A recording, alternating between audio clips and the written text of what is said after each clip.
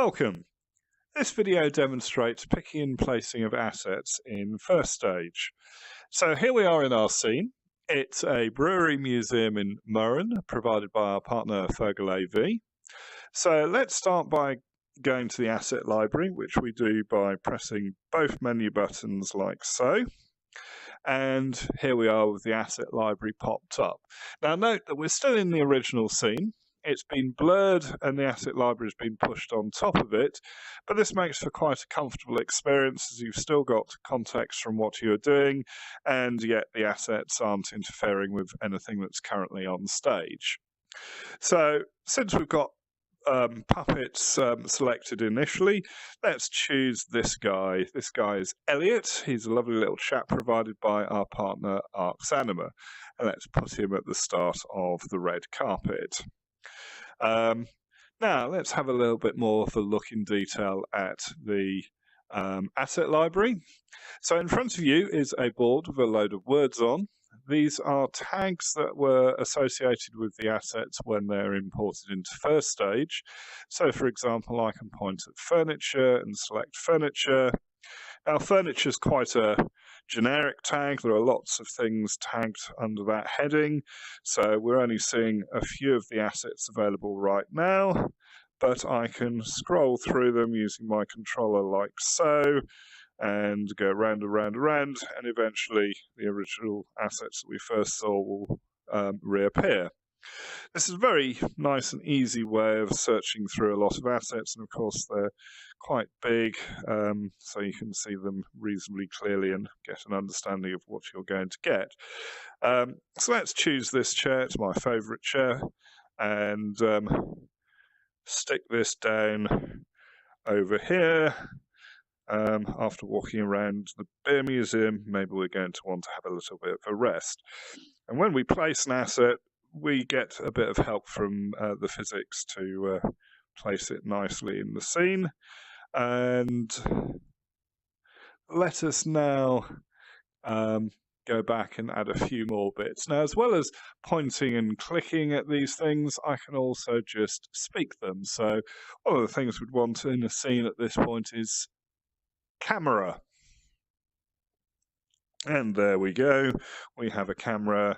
So let's put that framed roughly on Elliot as he's walking in.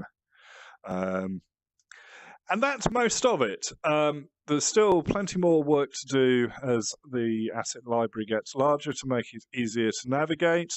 We have in mind introducing a tag cloud so you can select for things based on frequency and all the rest. And otherwise, that's it for now. Thank you very much for watching. So here we are on the empty set. It is, as its name suggests, just an empty white plane, but it's a good place to come to try ideas out and rough things out.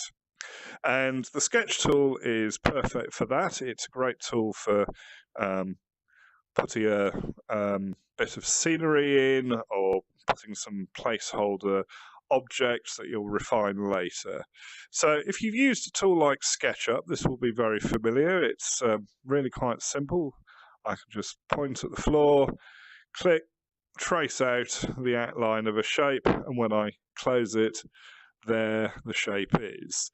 And as well as that, I've got a whole load of conventional push-pull editing, so I can do things like this, pull and push a face in and out. If I want to refine things a bit, when the shape is created, it starts out naturally at 1 meter tall. Maybe I want that a bit bigger. And as well as being able to grab a face, I can also grab edges. So if I want this to be a bit more of a wedge shape, I can grab that out. And if I make myself bigger, you can see the effect of that operation.